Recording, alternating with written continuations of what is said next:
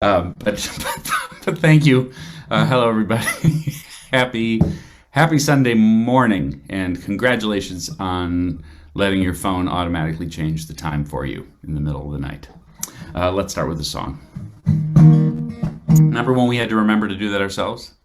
That seems to mostly happens automatically now, except for the microwave, which then takes 2 weeks to figure out how the hell to change the time on the microwave.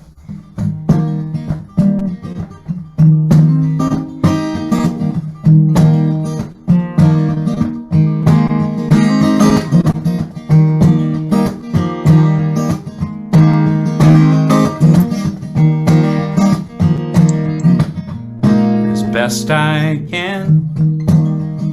My heart is an open heart. As best I can, I let myself be human and try to lighten up life's loads, whether a tear or laughter flows. As best I can, oh yeah, as best I can.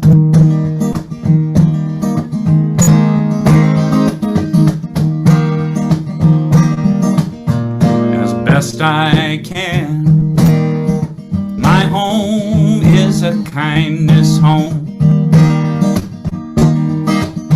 like Abraham, where a stranger's always welcome.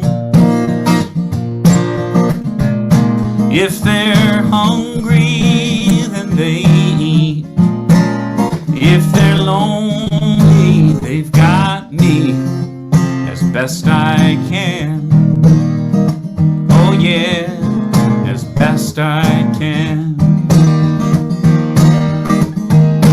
Whoa, what good can one man do? I'm just trying to find out, but I can only give what I've decided I'm about. As best I can. My world is a peaceful world, where all nations stand shoulder to shoulder, where we are equals before God. We are neighbors, one and all, as best I can. Oh yeah, yeah, as best I can. Where we are children of one God. We are neighbors after all, as best I can. Oh yeah, as best I can.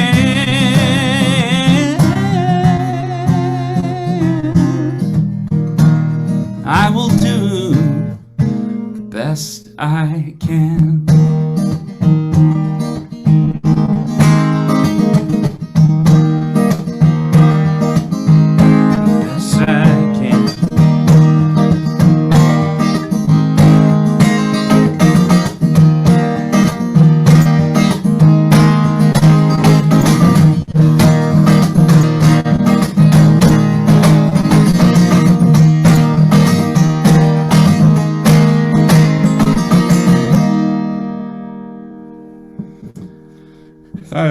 Thanks. I thought I would read a couple things for you and sing a few songs for you and share a couple thoughts with you today. This is a page from one of the oldest known books in the world, the Tao, written by someone or someones named Lao Tzu. It's thought to be around 4,000 years old, which of course in human terms is pretty old. Hard to imagine that somebody writing a book 4,000 years ago ever expected it to be read into a glowing screen 4,000 years later. This is page 29 of the Tao. If you try to grab hold of the world and do what you want with it, you won't succeed. The world is a vessel for spirit. It was not made to be manipulated. Tamper with it, and you'll spoil it. Hold it, and you'll lose it. Sometimes you move ahead, and sometimes you stay back. Sometimes you work hard, and sometimes you rest. Sometimes you're strong, and sometimes you're weak. Sometimes you're up, sometimes you're down. Remain sensitive. Avoid extremes. Avoid extravagance. Avoid excess.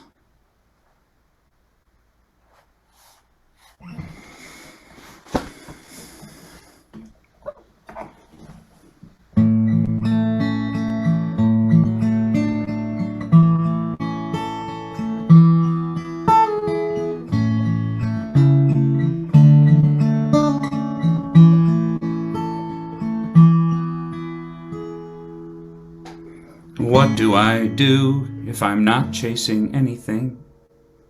What do I do if I've got everything that I need? It's a question that no one's prepared me to answer. Where do I go if I'm right where I'm supposed to be? Where do I go if wherever I am home? It's a mystery. No one can give me an answer.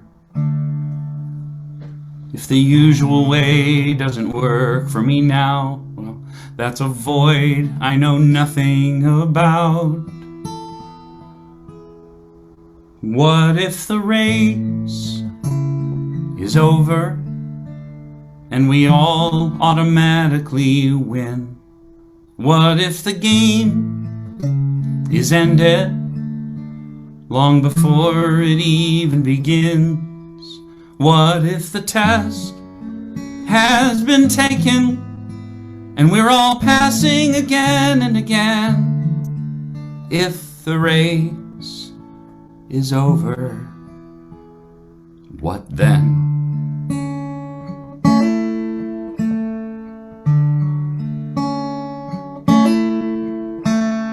What do I say if it's all perfect anyway? What do I say if I'm not here to change anyone? It's a question I truly don't know how to answer. How do I live if my life is eternity? How do I live if I'm no longer afraid to die? It's a mystery. No one can give me an answer. If the usual way doesn't work anymore, if there's no map for what life has in store, what if the race is over and we all automatically win?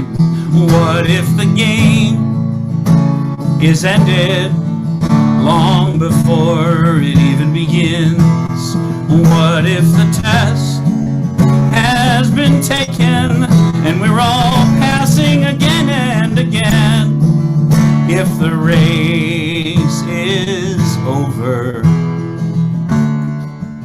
what then?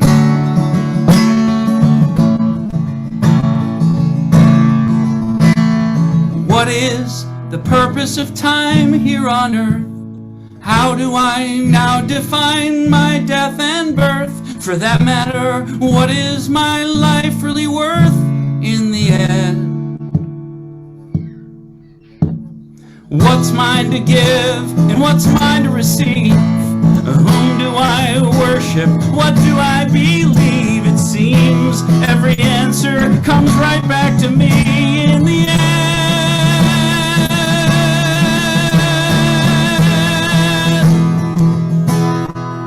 What if the race is over and we all automatically win? What if the game is ended long before it even begins? What if the test has been taken and we're all passing again and again? If the race is over and we're all born victorious, if the race is over, what then?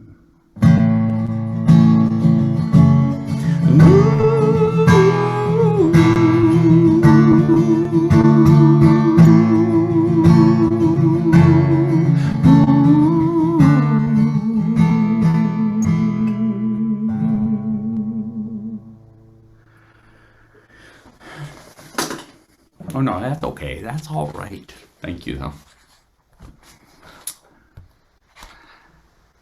Spiritual people can be some of the most violent people you'll ever meet. Mostly they are violent to themselves. They violently try to control their minds, their emotions, and their bodies. They become upset with themselves and beat themselves up for not rising up to their own mind's idea of what enlightenment is supposed to be. No one ever became free through such violence. Why is it that so few people are truly free? Because they try to conform to ideas and beliefs in their own heads. They try to concentrate their way to heaven. But freedom is a natural state, spontaneous and unself-conscious. If you want to find it, see that the idea of someone who is in control is a concept created by the mind. Take one step backward into the unknown.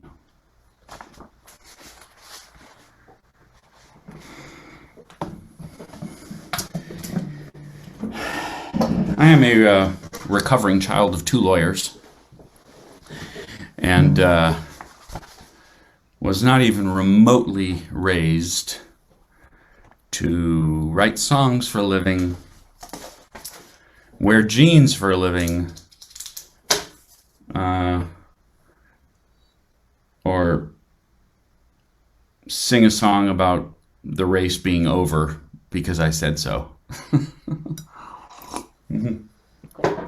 No. I was supposed to be wearing a suit right now and have a much better retirement plan, aka a retirement plan. And I was supposed to. No, I do pay my taxes and I do stop at stop signs. Those were a couple of important ones. But I was really supposed to toe the line and Danny was supposed to be a good boy. Danny is a good boy. All three Nahmod boys are good boys. I'm the middle of the oldest one, youngest one. Oldest one is Rabbi Jack. Youngest one is screenwriter turned amazing high school teacher in Los Angeles. And then there's Danny, who writes songs. A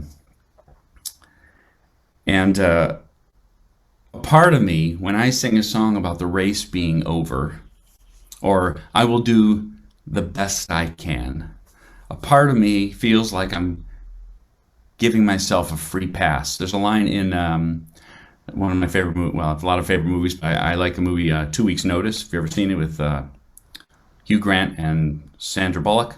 And Sandra Bullock is a character who has two lawyers, actually, as parents, and they're very, very tough and intellectually rigorous. And at one point, Sandra Bullock says about her mom, for better or worse, she's the voice inside my head telling me to do better, right?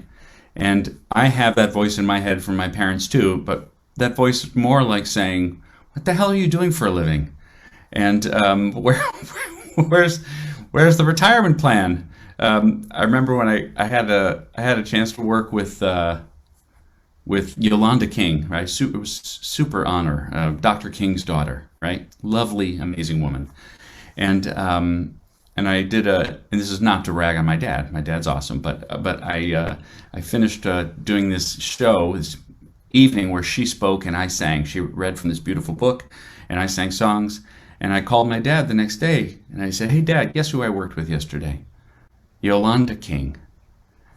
And he said, "Yeah, okay." And I said, "Yeah, she read books. She read from her book and spoke, and I sang." And he said, "They pay you for that?" Well, right. A parent wants to know if they paid their kid. I now understand that better since Jude is 9, and I'm still waiting for him to get a part-time job. So I say that to say that if you are sitting there and thinking, who is this guy telling me it's enough for me to do the best I can and the race is over, and you're thinking to yourself, no, I need to achieve more than that. And I need to push, and I need to rise and climb. If that's you, that's also me. I am lobbing bombs from one half of my brain to the other all the time, where a part of me thinks that I really ought to, pull a Lady Gaga and clearly live for the Grammys and the attention and all that. Not that she isn't gifted, she is, but I mean, when you see somebody whose ambition overflows onto their pillow at night, out of their ears. You can feel it. And I just was never that guy. But a part of me feels like that's a failing. Like every day that I don't make a certain phone call, send a certain email, write a certain song, record a certain thing, try something, post something, right? Every day in my particular business, ambition in my career, in my field, manifests as constantly stirring a pot of marketing and music and relationships. And I'll go ahead, I am absolutely a hypocrite about everything I sing, and say in life, not a master of anything. In fact, anybody who tells you they're a master of anything is probably trying to sell you a book on the thing that they're talking about. There are no masters, right? None, as far as I can tell. Even, Buddha, when after he had his enlightenment moment, he still resisted talking about it. In other words, he still had a what do they say, a dog in the fight. People wanted him to teach about his enlightenment, and he refused. Jesus walked into a temple filled with where somebody, what they call a money lender. I don't know what it means necessarily. Maybe a pawn shop, or maybe who knows what that meant. But he wasn't all peace and love. He got pissed, right? He had a temper tantrum in the temple. Call it a temple tantrum. So, I've never heard that joke before, right? That feels like a new one. Anyway, but in other words, there are no masters of centeredness or focus or concentration. The Dalai Lama is held up as soulful, beautiful man of God and of peace. I have no doubt that he is. But he has spent his entire adult life fighting a fight for his native country. He has a fight to fight. He has an attachment to something. Nobody is a master of anything, right? So all the way back to this notion that that I can give myself a free pass and tell myself, you know what, today I did the best I can. Okay, so I didn't write a hit song, or I didn't take a picture of my dinner and post it for all the incredibly interested world to see. Look at this enchilada, oh my God, or whatever you'd say. I don't understand it at all. So I guess the question for me to ask you today is, how hard are you on yourself? Have you gained 5 pounds since we were all told to stop breathing air, drinking water, leaving the house or lifting a finger? I have. In fact, 5 pounds is very generous. I'm going to go ahead and say more than that, based on the fact that I can barely breathe in these pants. In fact, why am I wearing pants, for God's sake? It's not like you ever see them. But that's another subject. Anyway, so how hard are you on yourself about the last time you talked to somebody you love and you were impatient, or you judged, or you offered an opinion when they didn't ask for one? Our boy Jude is 9, and as far as my wife and I are concerned, he's made of candy. Absolutely delicious from tip to toe, right? Just delicious. From the day he was born, the prettiest thing we've ever seen. Takes our breath away. He catches us staring at him sometimes. It's probably not good for any of us. However, I would also say that approximately 0 days go by where I don't regret losing my temper or answering a question impatiently, not making eye contact when he was clearly asking for it because I am busy and distracted. Right? Disciplining instead of teaching, loving instead of lecturing. I'm correcting myself all the time, making mistakes all the time. It's fairly brutal.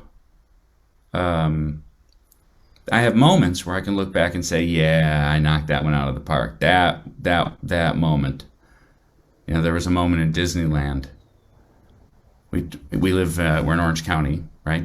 And Disneyland is like 6 miles from here. Close enough that we can see the fireworks off in the distance every night, right? When they're open. One night he wanted to see for his birthday. We don't go to Disneyland very often because it costs like $6,000 a person to get in. And they actually take your DNA, and I think the right pinky toe is the price of the most expensive rides now. Anyway, we decided, okay, you want to go to Disney. He didn't actually want to go to Disneyland. He wanted to go to California Adventure, which is the park right next to Disneyland, which has an amazing water and light show at the end of every night. Okay? He'd watched it 1,000 times on YouTube, knew it by heart. It was his life's dream. This is about age 7, maybe. And we're like, what do you want for your birthday? I want to see the World of Color show. Jude, we got to take out a second mortgage, kid. Seriously, that's what you want? Daddy, that's all I want. Please, Mommy, please. So we say, okay, well, that's going to be your only present. Because it's literally $110 to walk into the park, right? For one person, right? It's insane. So we go to take him, and we spend the day at California Adventure, and comes the evening, and he has been, asking what time it is before he knew how to tell time, asking what time it is every 5 or 10 minutes, all day. The rides were secondary to the build-up to the World of Color, and we got to the World of Color seating, and of course we had to buy stupid priced seats to make sure our boy could see this show, because it was all we were there for. And 5 minutes before the show, a voice comes over the loudspeaker and says, due to wind conditions, we apologize, but the World of Color show has been canceled for tonight.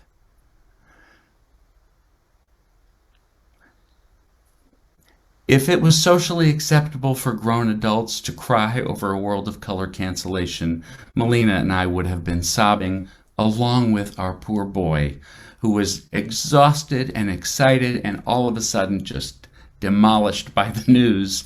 And that was a moment when Danny the daddy stepped up, and I went to the customer service line at the exit of California Adventure, and I went up to the counter and I said, not complaining, not ungrateful, completely understand wind conditions for fireworks and everything, but here's the deal. We only came so our boy on his birthday could see that show. I'm not asking for a free ticket to come back. I'm just asking that you let us in at 8:45 a different evening so my boy can see the world of color. That's all we need.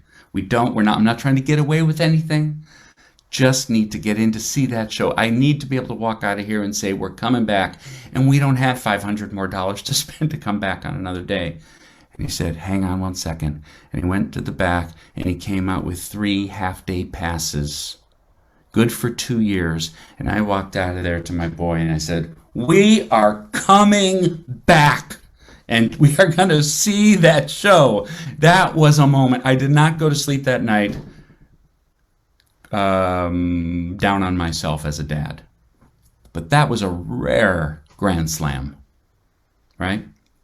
Now, in everyday life, there are lots of, sorry for the baseball analogy, I haven't watched baseball in a while, but lots of singles and doubles, lots of squib hits, and a lot of strikeouts. So back to the question, how hard are we on ourselves on any given day? How perfect are we supposed to be? I sometimes teach classes to performers, and I tell them, I have never sung a song without missing a note. Ever.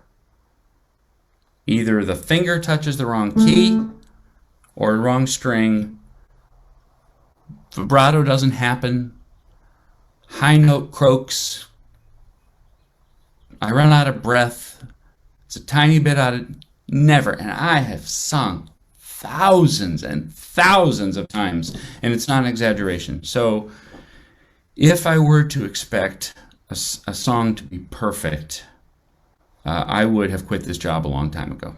It's unsustainable to expect perfection from a song. But wouldn't it then stand to reason that it's unsustainable to expect perfection from a day, when a day has a lot more choices than a song?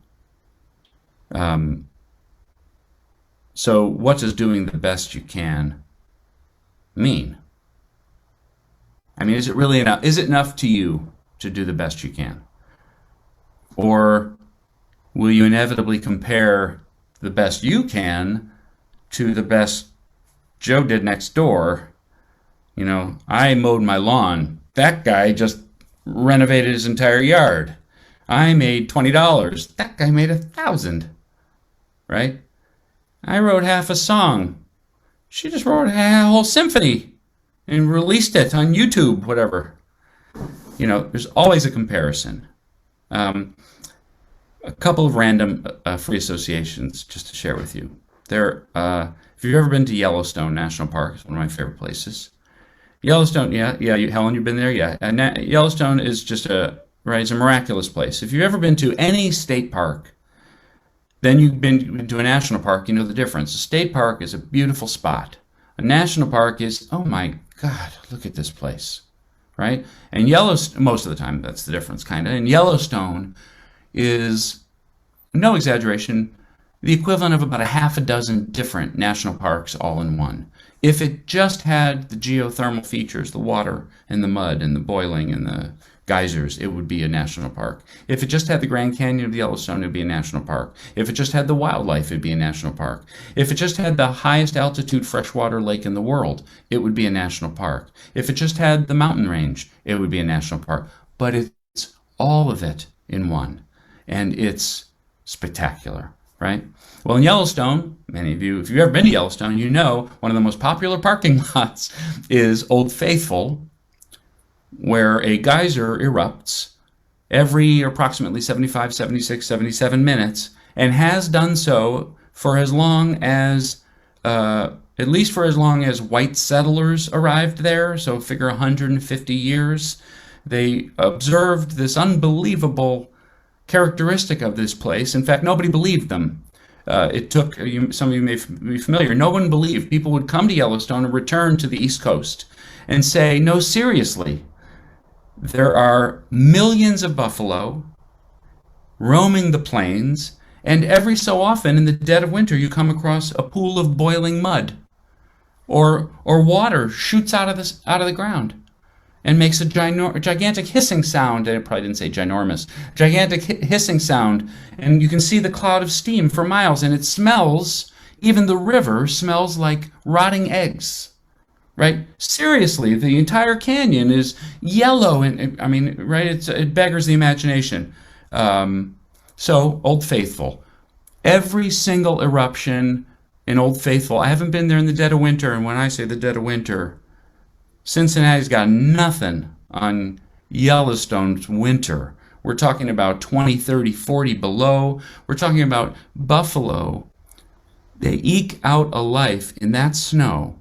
And buffalo are giant. If you've never seen a wild buffalo, picture an animal walking by your car that's bigger than your car, and you'll have an idea, unless you have a big SUV, then you have an idea of how big these amazing, strong, durable, resilient, proud, seemingly slow, but actually very fast-running animals are.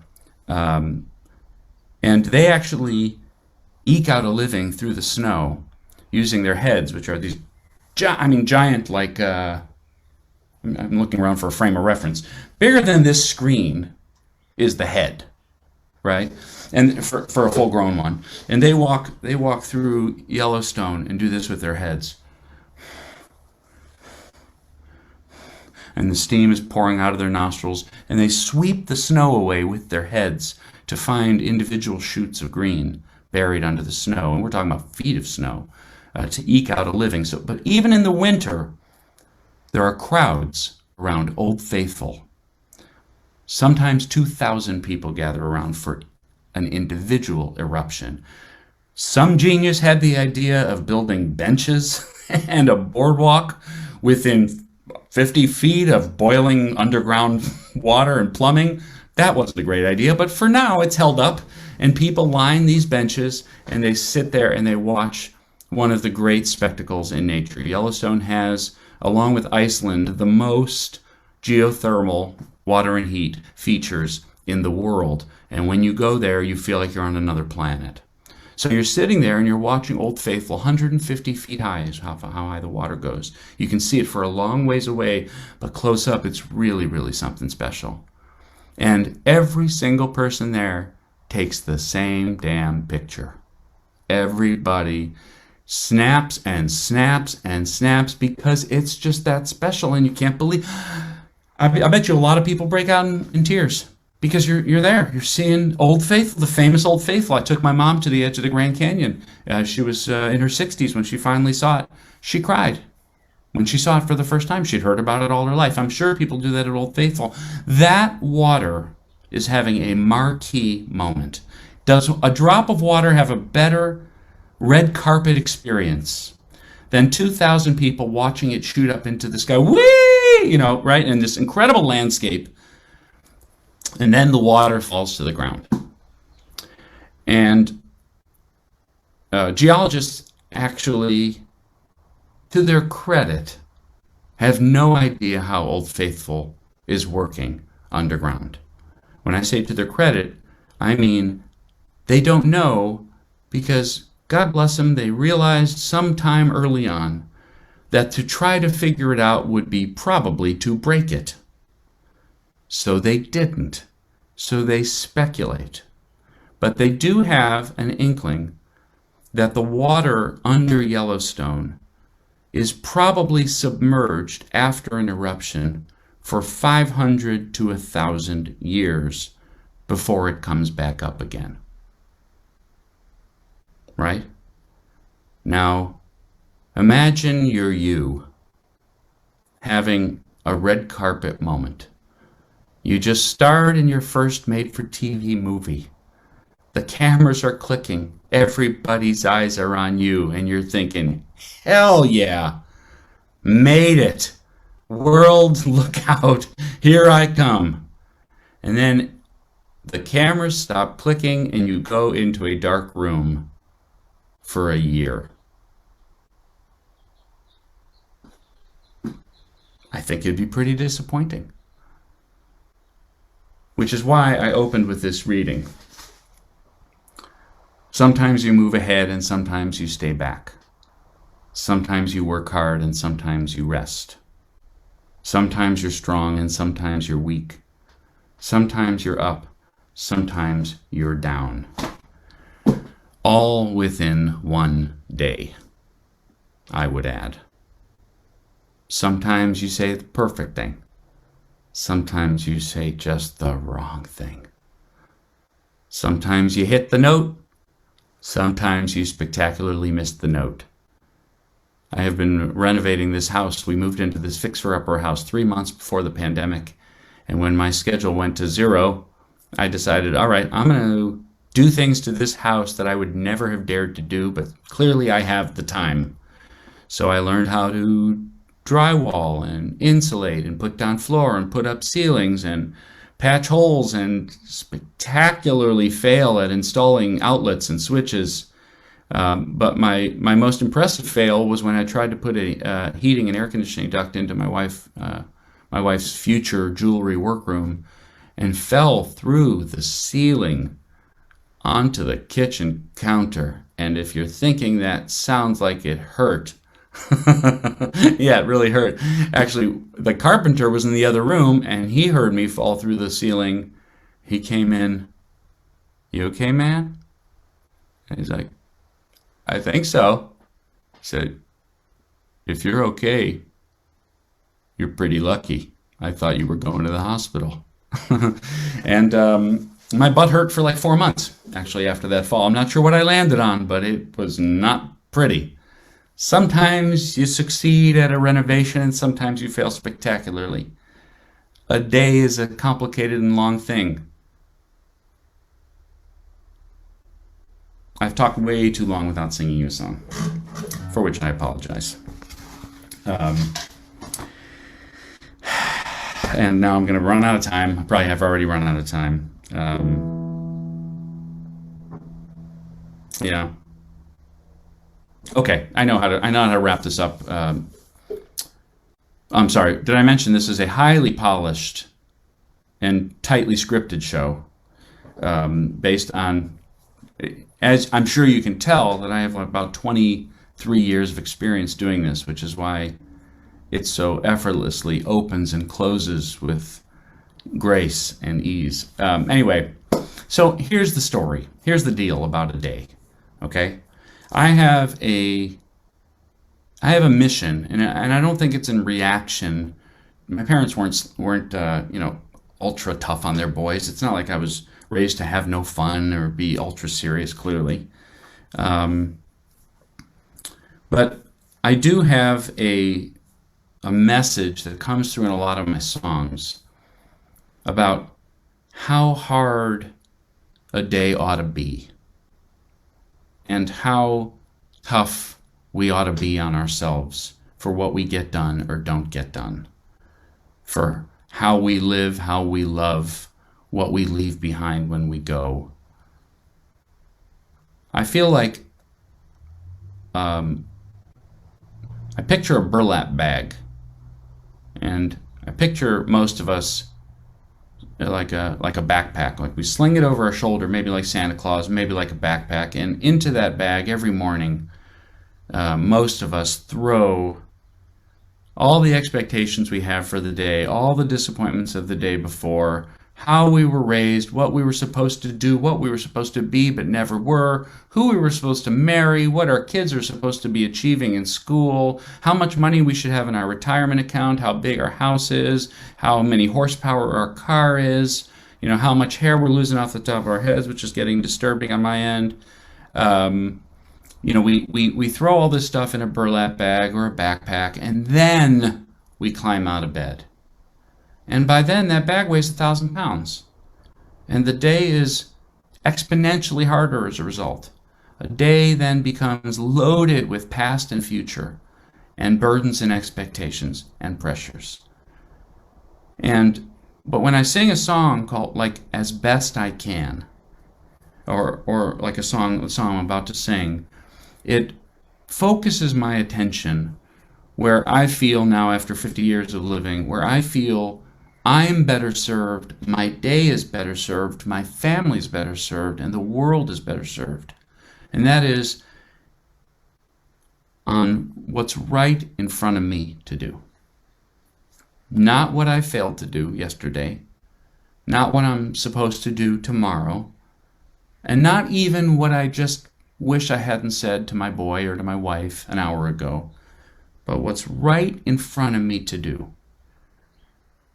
It's a difficult mental exercise, right? I grew up in Chicago, and we watched Michael Jordan play basketball.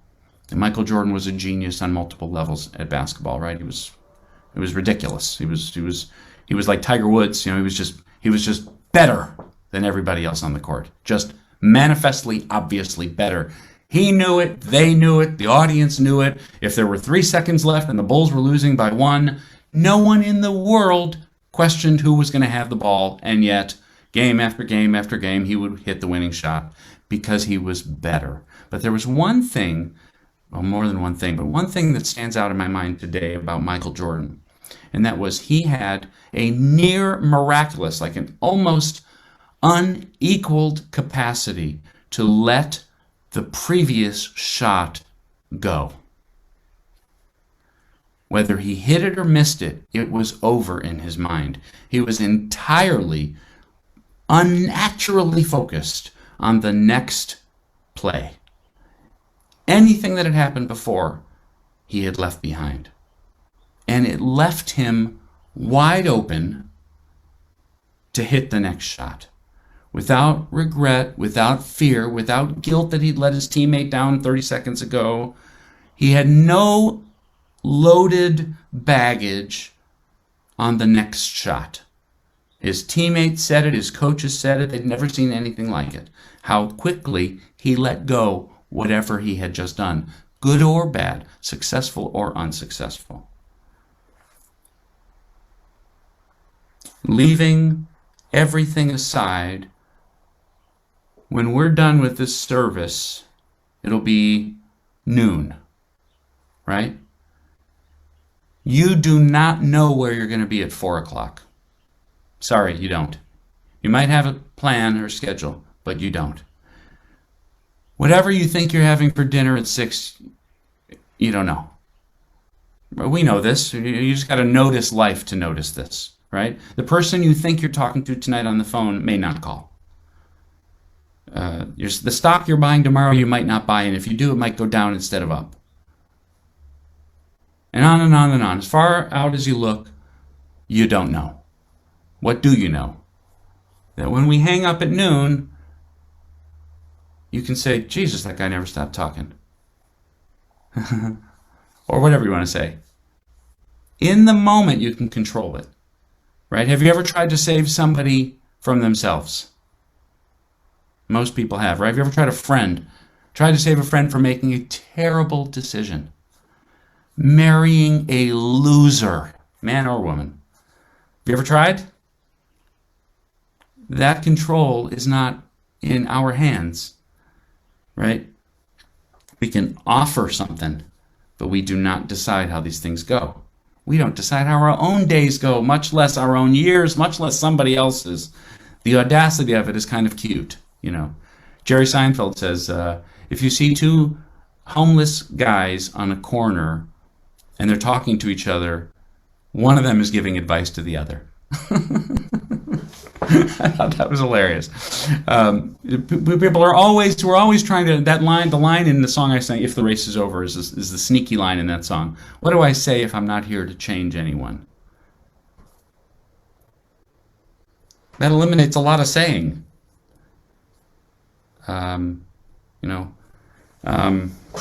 So I'll close then, having sung far too few songs. I apologize. And my goal is always really just to plant seeds. And if you have a thought that you didn't expect or a feeling you didn't expect to have, then that's it. When I do workshops, I say, let's find out why you're here and why I'm here. We'll find out in the next 2 hours, right? Because I could tell you why you're here, but then again, I'm probably trying to sell you a book, which I have not written. So I'm not trying to sell you anything. I'm actually just sharing some thoughts and some experiences. The ups and downs of life and the ups and downs of a day are hard enough without feeling like there's a judge and jury watching over them, to convict at the end of the day for disappointments and failures. As my uncle used to say, life is too short and life is too long to do that every day. My little boy in his first year in school demonstrated this principle beautifully, as a kid will do, without any conscious awareness of it. There was a boy in his class who had just arrived with his family from Vietnam. They didn't speak a word of English. His name, I'll call him Evan. And Evan was struggling in school, and who wouldn't? He didn't speak a word of English, didn't know where the hell he was, didn't know any of the kids in the class, didn't know anything at all. Couldn't follow instructions because he couldn't understand them. And the teacher in the class gave him all kinds of latitude. They did their best. The teacher was absolutely wonderful. But almost every day, Jude would come home with a story of Evan getting in some kind of trouble. Throwing an elbow, stomping out of the room, throwing something, whatever it was always something. And one day his teacher called us and said, Mr. and Mrs. Nahmod, I wanted to tell you about something your boy did today. She said, first of all, I want you to know that he is one of the kindest boys in the school. And of course, then I start crying because that is my favorite value in the whole world. And my wife, of course, looks at me and says, oh, geez, you're going to start crying now. And that would be our dynamic in a nutshell. Anyway, and she says, but today I finished reading a book to the class, 28 kids on the rug. And I read a book to them as I do every day. And when I finished, your son raised his hand and said, I think Evan did such a good job listening that he should get an extra point today.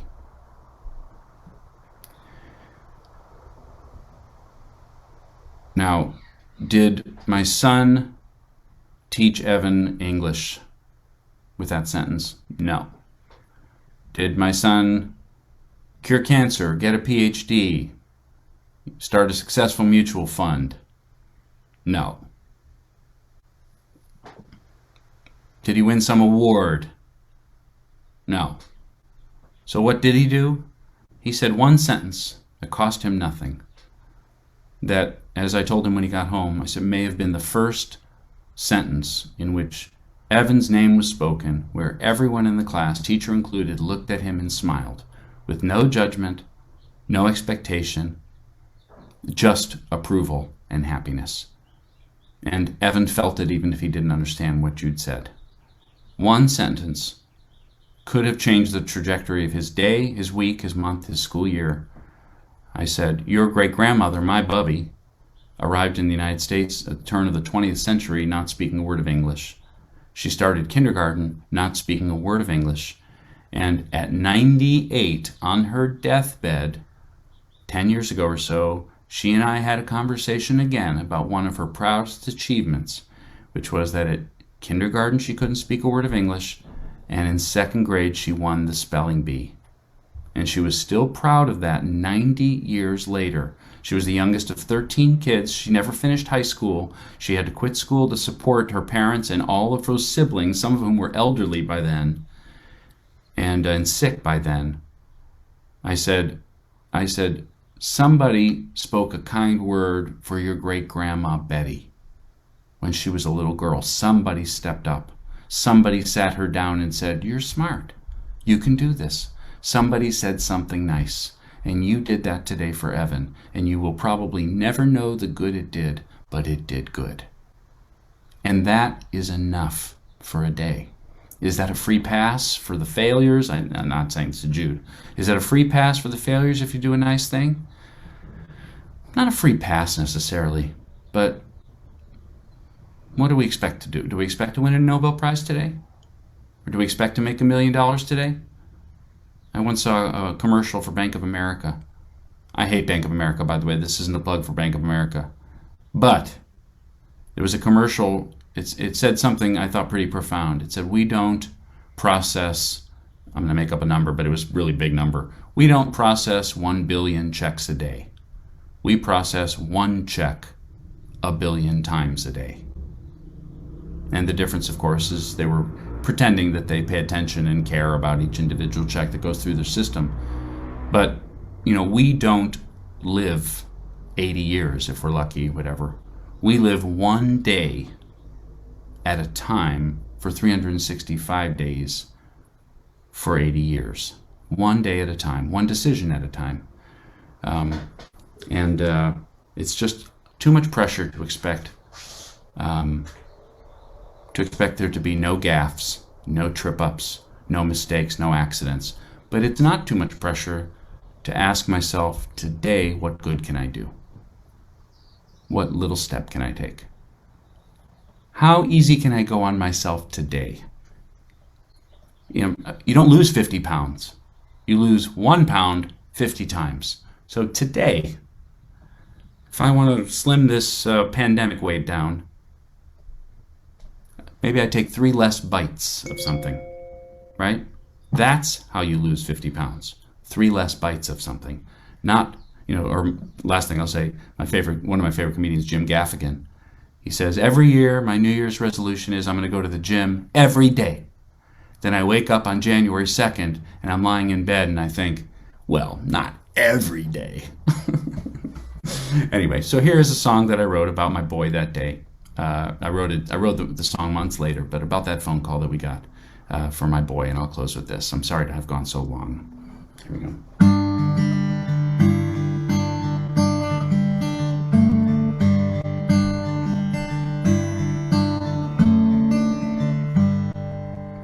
Lately I've been thinking about what motivates me to give a couple dollars to a stranger on the street, to hold the door, carry groceries, help a neighbor in need.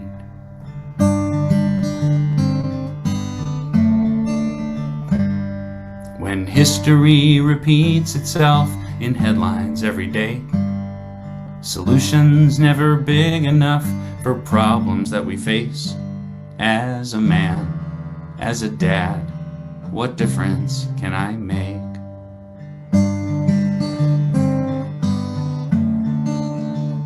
'Cause I know better than to think I'll be remembered for a favor or a quarter or a smile. Oh, but maybe before I return to sender, I can do one thing worthwhile. So I'm gonna try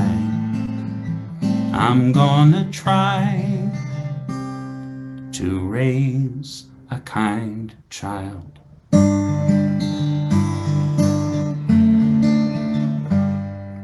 Sure would help if our boy went and got an MBA and took care of his artist mom and dad and their old age. But let's face it, Wall Street probably isn't in his DNA.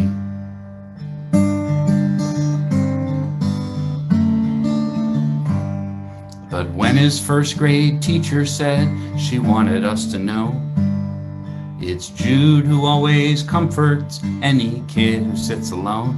There's just so much pride my heart can take. My retirement can wait.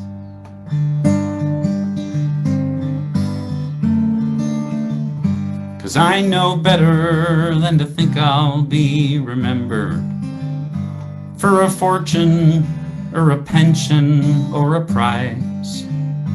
Oh, but maybe before I return to sender, I'll have done one thing worthwhile. So I'm gonna try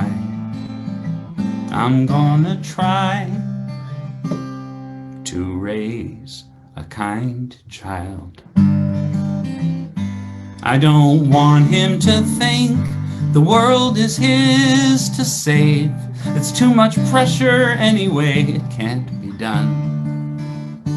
I don't want him to think he has to be a saint, 'cause the truth is, saints don't have any fun.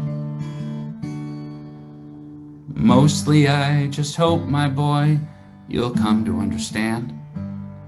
No 401k or GPA can make a happy man. It's having roots, doing good, helping out where you can. So put down roots do some good, take somebody's hand.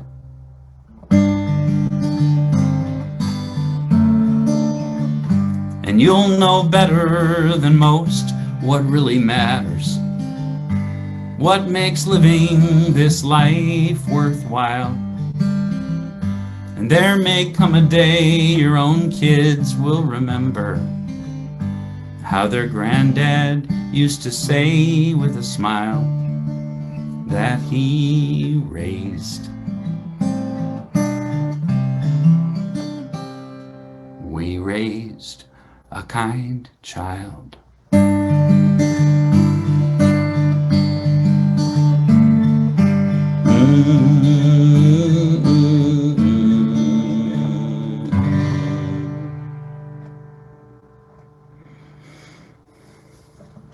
Oh, thanks.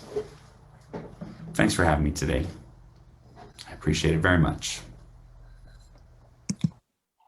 Thank you, Daniel, so much. What is the name of that last song? That's called Kind Child. Kind Child. I'm sending that to my daughter. Okay.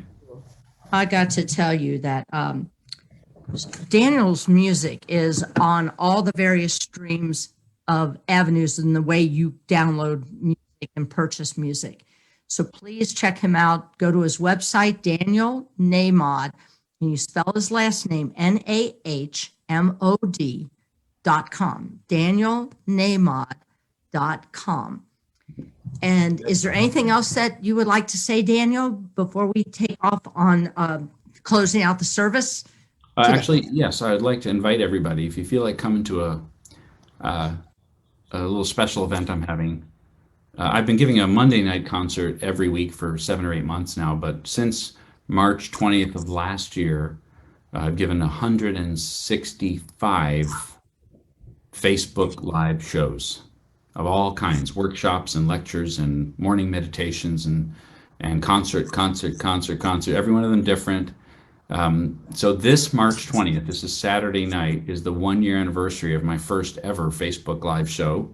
And I'm going to be taking a little bit of a look back on the year and singing some most requested songs and saying thank you. And it's going to be a nice little hour show.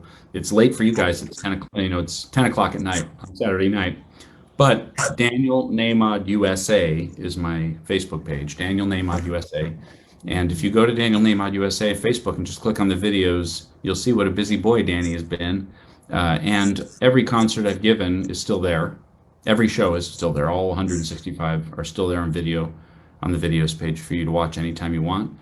You can spy my little boy crashing the party more than once. He's discovered that if he comes in showing his cute face, that everybody watching the concert stops listening to me and starts telling him how handsome he is. And that clearly works for him pretty well. So yeah, Daniel Nahmod USA, but you're invited specifically Monday nights, 10 o'clock your time, and one special event this Saturday night, a week from, 6 days from now, is the 1 year anniversary show, a special concert to celebrate an amazing year. And it has been an amazing year of all kinds of miracles for the Nahmod family, because it was really through gifts that we have been able to stay in our home. I mean, my livelihood is music, and Melina's livelihood is jewelry, and we went to zero. And the Facebook shows and the relationships with, I like to say sometimes my job is singing nice songs for nice people, and boy, those nice people prove to also be some of the most generous people in the world, for sure. And so Saturday night is a thank you concert, if you feel like joining me. That's it.